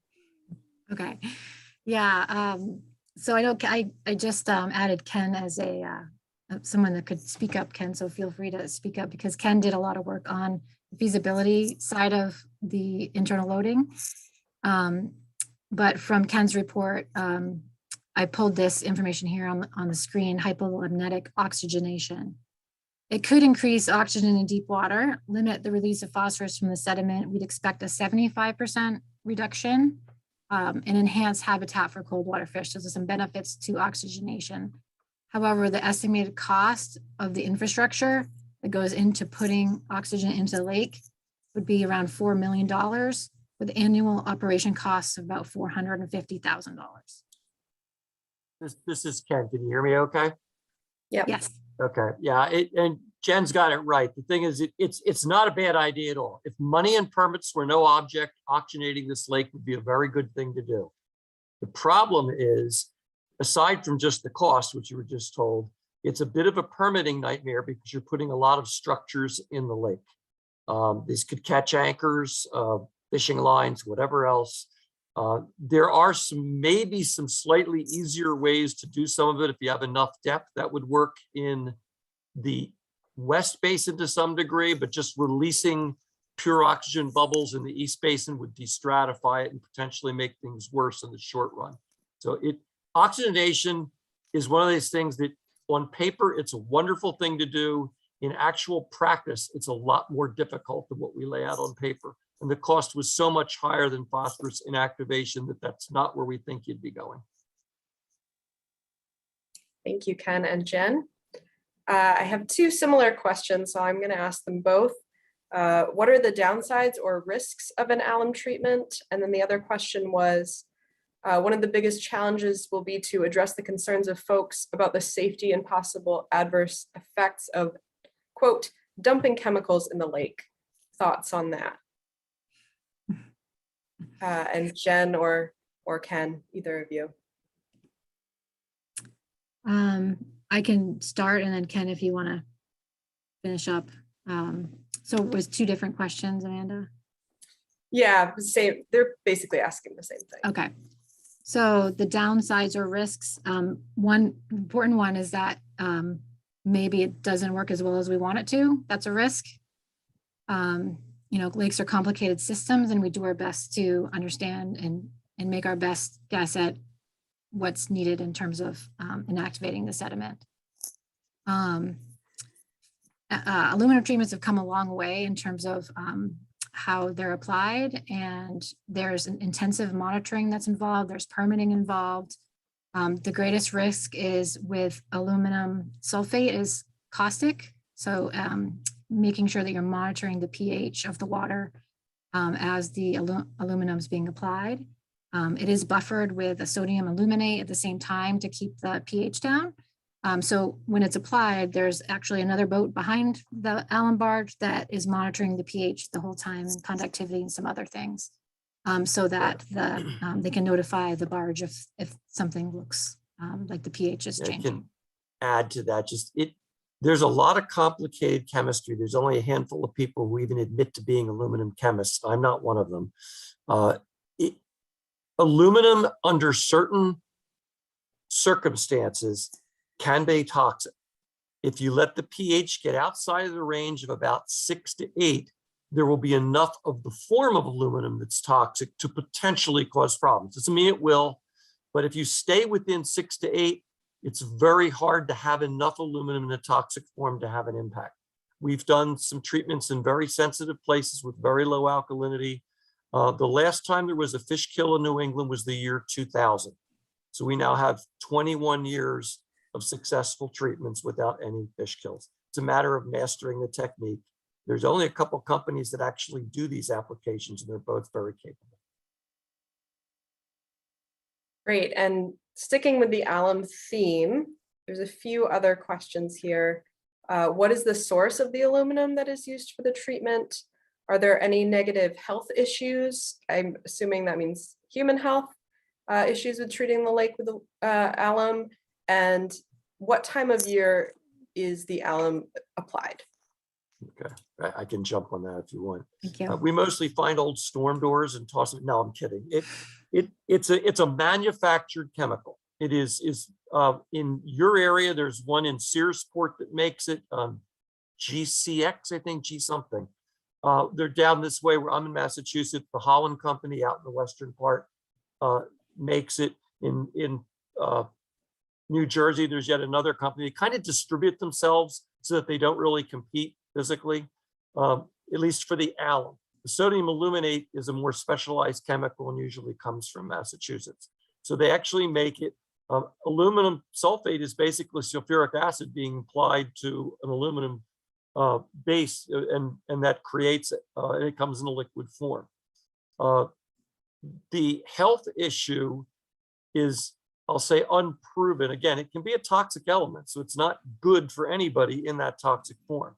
If you go online, you can find articles or websites that claim that it's potentially implicated in neurological diseases like Alzheimer's. I will tell you that most of that has been debunked. Be very, very careful about just believing what you read online. Most of you should know that it's not a trustworthy source unless it's been thoroughly vetted. But I won't try to tell anybody that you're putting a chemical in the water. Same way they do it in a lot of water supplies before you drink it. And aluminum actually is one of the major chemicals used in water treatment before it goes out in the distribution system for you to consume. That's why those aluminum manufacturers exist where they are. They're serving the drinking water and wastewater industry. They're not there for lake treatments. We're a very minor part of it. And then the third part was when they get done. Well, we don't do them in the winter. It's hard to work on the ice. But you can really start as early as April when you get ice out, and you can go all the way through the summer. I much prefer spring treatments because at that point, very little phosphorus has come out of the sediment. You don't have the low oxygen. It hasn't built up the way Jen has explained it. So you're locking it into the sediment right away and you get a great summer after it. If you wait until fall, you get good results, but you've just lived through a tough summer and there's a lot of phosphorus in the water column. And the aluminum strips the phosphorus out of the water column at a lower efficiency than it binds it up in the sediment where the concentration's a lot higher. Again, there's a lot of complicated chemistry going on, but you can do it anytime that you can get access to the lake and do it. The reactions are slowed down in colder water, but they work. But the spring is kind of ideal because it gives you the most immediate results and the most complete removal you can get. Great. And it looks like we brought Robbie Bickford on from Kennebec Water District to maybe answer this question that just came in. Does the Kennebec Water District use alum in their treatment of water from the West Basin? Yeah, so the Kennebec Water District does use alum as a coagulation chemical for the treatment of drinking water at the filtration plant. Awesome, thank you. And then the last question right now related to alum treatments was just addressing the failure of the 3 Mile Pond treatment and what we think caused that not to work. So I believe it was underdosed. Yeah, that's the assumption at this point. I wasn't involved with that one. It goes way back. What we understood in the 1980s is about 1/10 of what we understand now. If you go back and look at treatments back then, there were fish kills because they put it in without any buffering and the lakes couldn't handle it. Not so much in Maine, other places. But getting the right dose, it was basically done based on how much aluminum could you put in before the pH got too low, because they were just using alum, aluminum sulfate, which makes it go acidic. Now, all this testing of the sediment, that's all the last decade that we figured that out. And then understanding the ratio of the chemicals. When these guys are applying it, they're usually using a 2-to-1 ratio by volume of alum to aluminate. That keeps the pH wherever it's at. If we want the pH to go up or down, we start adjusting in hundredths. I mean, it's amazingly fine-tuned. It's like if any of you have a technical background in something, a lot of people won't understand the detail that you get in to do your job right. That's what these guys have to do. And it's monitored. We're looking at the pH and the alkalinity while they're doing it. It's a pretty straightforward process now. Not that you couldn't mess up, but nobody has in 21 years. And then another question came in. Does treating the lake with alum limit the use of the lake for a period of time post-treatment? If yes, how long? From my experience, they tend to discourage boating in the area where they're putting down the alum while it's happening. And then there is monitoring that happens post-treatment, but the alum is designed to settle out very quickly. So usually it's, the next day you can use it, but I don't know, Ken, if you have more to say on that. Now, the restriction for keeping out of the area is just so you don't interfere with the barge and the people doing it, safety. Now, there really isn't a hazard while they're treating. There's, again, they're going to be treating in deep water. It's not likely to even be anywhere near where anybody would be swimming. So that hasn't been an issue. It hasn't been a problem. We look at an underwater camera and watch the flock forming and settle, and we routinely see fish swimming through it and everything else.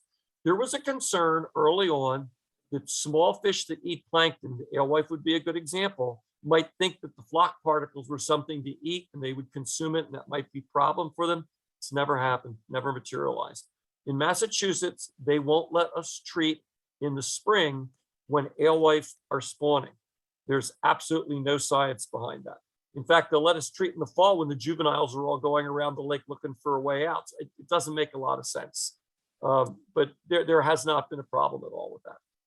Okay, speaking of alewives, someone asked, how will the alewives help improve water quality now that all the barriers have been removed?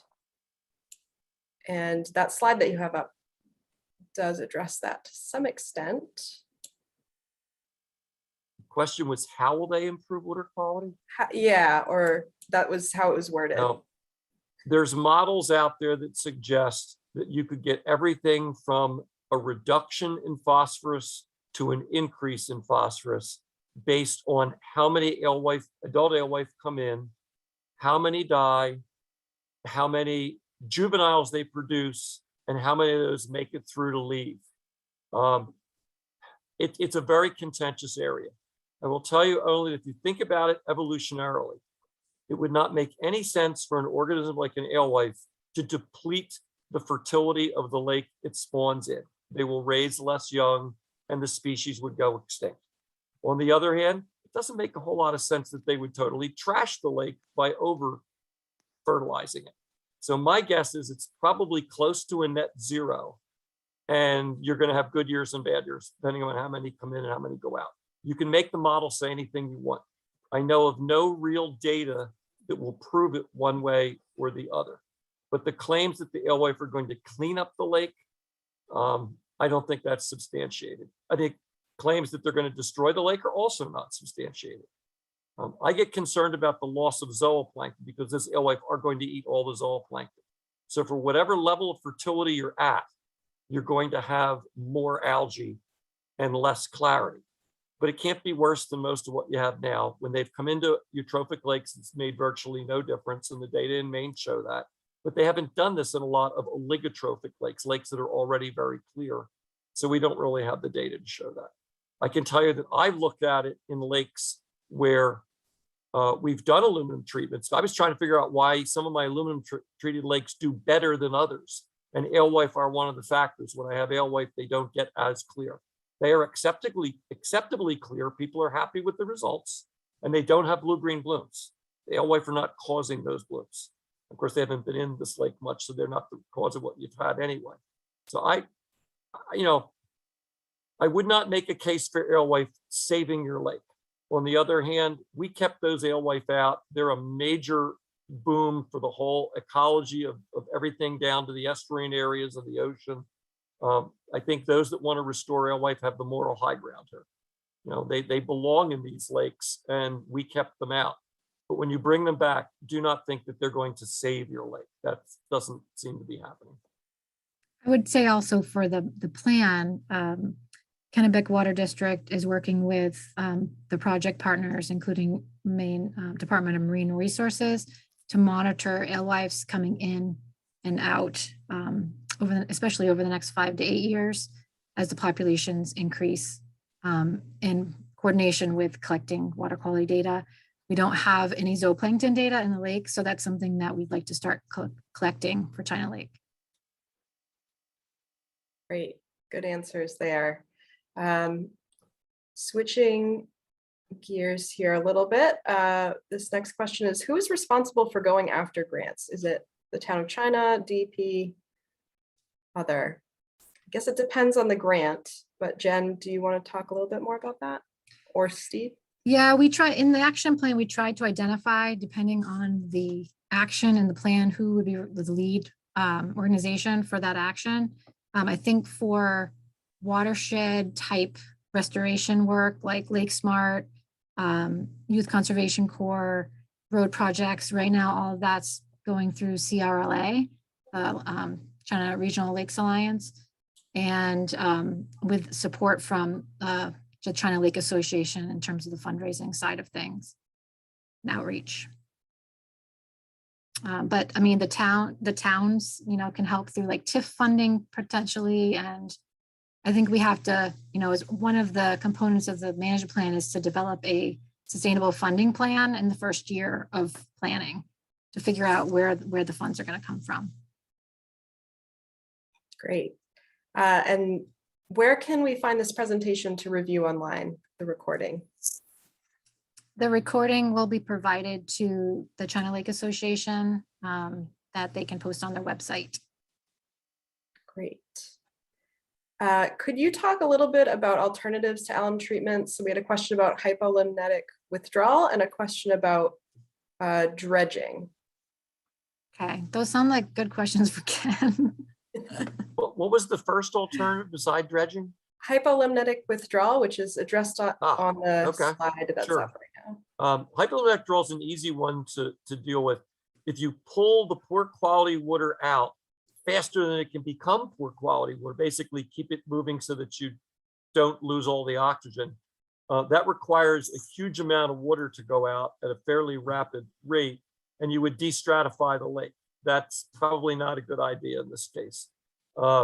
If you want to just pull it out periodically so that you're discharging that poor quality water, I have seen that work twice in my career. Thankfully, my career is in the 45-year range now, because the first one took 30 years and the second one took 25 years. I don't know anybody who's willing to wait that long. Those were not cases where they were using that as a restoration technique. They just had a major input of stuff, and it was their practice to discharge that way. And it did, in fact, take care of it after several decades. It just doesn't work very quickly. Dredging, on the other hand, is absolutely the best thing to do if money and permits are no object. If you could remove the sediment that's accumulated in those lakes, you would truly restore the lake. Most of what we do is lake rehabilitation. We don't really restore anything because we don't know enough to put everything back exactly the way it was. But if you take the sediment out that has accumulated over the last, well, since the last ice age, you've really set the lake back in geologic time, and you can make quite a difference, but the expense is phenomenal. The low end estimate is about $50,000 per acre foot of material to take out. An acre foot is 1,613 cubic yards. It's a huge cost. And getting permits to put the stuff somewhere, given that we'll have some contaminants in it, is also an issue. If the stuff is clean enough, you could put it in an agricultural setting, but it's not like they're looking for that fertilized material, because it's very mucky. It has to be blended in with the soil. It's not permeable. The water would, you can't just spread it out on the farm field and expect it'll work. So dredging is a pretty tough one to pull off. Again, if money and permits were no object, I would dredge a lot of lakes. It's a really effective strategy, but the cost is just just outrageous on something like this. Yeah, given that China Lake is so big, it would be logistically and cost prohibitive. Oh, the one other thing about hypolimnetic withdrawal, when you pull that water out, it has to go somewhere. So you're basically discharging it to the downstream environment. That may have negative consequences and may also require permits that are hard to get. All right, this next question is from the chat. Should there be increased focus on the Hunter Brook Basin, given its importance as a source of external loading? Jen might be the best one to answer that. And you're muted. Thank you. Yeah, so I think that there's definitely some interest from Colby and some of the project partners to start doing some stream sampling at the outlet of Hunter Brook to kind of look at what's coming into the lake from the Hunter Brook watershed. And then also, focusing some remediation efforts over there. But it's actually, when we looked at phosphorus loading in terms of per acre load, the Hunter Brook watershed, even though it's big, didn't turn out to be the watersheds that had the highest expected loading by area. So some of the smaller watersheds, actually, like in the West Basin, and the direct shoreline areas are the areas where we're seeing the highest loads of phosphorus coming from, not necessarily Hunter Brook, even though the size of the watershed is big. Great, thank you. I'm not exactly sure what this next question is getting at, but it's about discarding aluminum cooking utensils. So I'm guessing this is, not wanting to cook with aluminum based on some of these questions about ties to neurological disease. And so I think, Ken, you already kind of talked about this, but why would you recommend getting rid of these and then put alum into the lake then? I guess is the question. everything has risks. I mean, I laugh because I work with several groups that use oxygenation because they don't want to put a chemical in their water. Guess what? Oxygen's a chemical. And it's also manufactured when you put it in this way. And it also can have negative effects. Really high oxygen can, toxic isn't the right word. It basically burns things up. It's reactive. It eats up the pipes that you put it in on. Extremely high levels could cause gas bubble disease in fish. So everything has a risk. The aluminum has not proven to be a major problem. It's the second most abundant metal in the crust of the earth after iron, and they're close. What they found in Maine is places that naturally have high aluminum do not have problems with internal recycling. And the ratio needs to be about 3 to 1, 3 times the aluminum that you have of iron. When we go into the places that have problems, we invariably find it's closer to 1 to 1, or the iron's even more abundant. So all we're doing is moving the phosphorus off of iron, which gives it up when there's low oxygen, onto aluminum, which does not give up the phosphorus when there's low oxygen. It's pretty simple and pretty straightforward. Aluminum is not really a scary chemical or a scary element. When you put it in combination with other things to deliver it, that's when you have to know what you're doing to get it right. But yes, I'm not going to tell you there's no risk. Absolutely, there's a risk in everything, and there's a huge risk in doing nothing. So keep that in mind. And maybe Ken speak to the point about, I think the concern is that she's going to be swimming in aluminum. Now, oh yeah, it's out of the water column pretty fast. It again, Robbie Bickford could tell you, they put it in, and in minutes to an hour, the stuff is settled out of solution. It's not going anywhere. What we find in the lakes we have is that a small residual amount of aluminum binds onto dissolved organic carbon and stays in the water for up to 2 months afterwards at a very low level, not a toxic level at all, even if the pH was crazy. It's strictly that you put it in, it combines, it flocculates, it undergoes this process, settles out, and it's gone. And again, tiny amount might still be in the water column, and even that is gone. The longest we've ever gone without getting back to background levels is 2 months. And there was nothing wrong the next day after treatment that would be an issue for any person drinking the water. Mhm. Yeah, and DEP as part of the permit for adding aluminum to a lake requires monitoring of aluminum. I think they do it even a couple of years after the treatment. So it will be monitored. This question is, will the current abundance of aquatic plants in the lake be reduced by an alum treatment? Now you're treating different areas. The plants only grow where light penetrates, and the area we're trying to treat is deeper where the light does not penetrate. So they're separate. You might get a little bit of drift to flock into shallower water where there might be some plants. It's never killed plants that I know of, and we've had to monitor the plants in many places. It's not really an issue for I them. think there's a second part of that question is, if you have lower concentrations of phosphorus in the water, might you see fewer things like American waterweed that thrive on high concentrations of phosphorus? Because I know at like East Pond and China Lake, American waterweed, floats all around and shows up in like big piles along the shoreline. And that's an indication that the lake is enriched and has high levels of nutrients that Yeah, are growing them. in general, the aluminum treatments tend to lead to more plants because they make the water clearer, and now the light penetrates further and the plants can better grow. Certain types of plants that actually get some nutrition from the water column may suffer, but the vast majority of rooted plants are getting their phosphorus out of the sediment via their roots.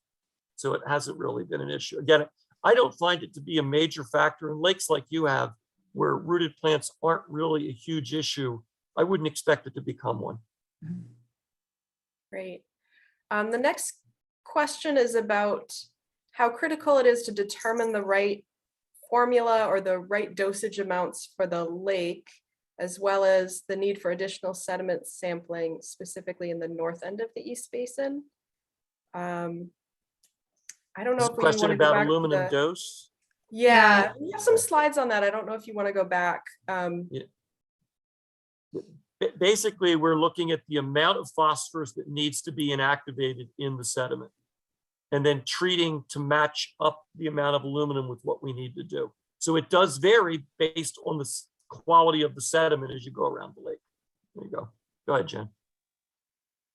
I was just going back to the slide that, shows the different doses in the different areas in each of the Right. lakes. And they're based on the sediment features. It's not based on the water at all.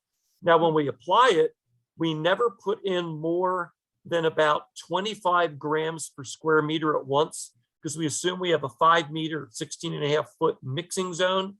And we don't want the aluminum to be higher than about 5 milligrams per liter in that zone. There's a 3-part security blanket that keeps the aluminum from ever being toxic. One is managing the pH. One is putting the total quantity of aluminum at one time below a certain limit. And then the third is actually treating in sort of a checkerboard pattern. So we're never treating one giant area where fish couldn't get out of the way if they wanted to. Any one of those is probably sufficient, but we do all three, and that's why we haven't had any problems in 2 decades. So Yeah, I think- to Scott's question, our technical advisory committee recommended highly that additional sediment analysis is needed, Yeah. partly because several of our sampling locations, the sediments they just weren't run, or they weren't run in a way that gave us the answers we needed. Yeah, this is all based on really good work with 8 composite samples. This is way too big a lake to trust that. And we're real upfront about that. You would do more, because it might actually give us a break on dose in areas. We might be able to do less in cost. certain areas. Yeah. I don't think it's going to cut the cost in half, and it's still very expensive, but it's an option. And again, I don't want anybody to feel like they're being sold anything. I don't do these treatments. I don't make any money off of it. It's not an economic thing for me at all. I just know it works. And other things can work too, but you have to spend the money on them and the time to get the right data. We still have a ways to go to get this nailed down, whether it's phosphorus inactivation or oxygenation. You want to do dredging, you're into a couple $100,000 feasibility study, because there's a whole lot of testing to be done. Mhm. Yeah, so it is important to get the right dose, and we collected samples for the plan to be able to help write the plan, but there is more that needs to be done before we can lock those in. And part of that is to make sure that it's the right dose. It's not too much and it's not too little. So hopefully all of that answered that question. We're almost at 8 o'clock, but I think we have time for one more question. Are there any known techniques involving alum or other filtering media that could be installed in the streams or key watershed draining areas that would reduce external loading? I'll let you take that, Ken, since you've been doing some of that work. Yeah, I actually do this in urban areas. We put a dosing station in. It literally treats the incoming stormwater. My best example is outside of Boston in Wellesley, where we treat just from before Memorial Day to just after 4th of July each year. And basically we clean up the stormwater coming in during that period. It's a pretty big watershed and a pretty small lake. It's only 100 acres, but it's got a 5,000 acre watershed. And if we get to 4th of July with our phosphorus down around 10 micrograms per liter, we know we're good for the summer. If we get to 4th of July and it's less than 20, we know we won't have blue-green blooms. It worked great for 8 years. Unfortunately, this year, if you had the weather we did, we finished treating on the 6th of July and it rained for the whole rest of July and loaded it up. The benefit in that particular lake is when it's flushing that much, it also can't develop algae blooms. So we didn't have an algae problem, but it wasn't because of our treatment. It was because the water blew through so fast. Something the size of China Lake, yeah, that you'd have to treat the water, and you'd probably have to treat more than just a few weeks worth. You'd have to think about when the runoff mostly came, maybe do it all spring and into the summer, but it would be an option. I don't recommend that for non-urban lakes. The urban lakes have watersheds that you really can't clean up. I mean, you can do something with them, but you're never going to make the truly urban land behave like it's forest. We've got a fair amount of open land here, really not a lot of development. I think you'd be better served doing the watershed management things that you've been suggested to you. Great, thank you. And that brings us to 8 o'clock. So I think we're ready to wrap up. Jen, do you have anything else? I do not. I just want to say I've really enjoyed working with all the project partners on this project, and thanks to Amanda Ken for coming tonight, answering questions, and to CLA for hosting the meeting tonight, and for everyone that showed up. Thank you, everybody, for showing up, and we really appreciate the input from Amanda, Jen, and Ken. It was excellent. Wonderful comments, a lot to think about. We look forward to more developments in the near future. Thanks so much. Take care. Good luck. Thanks.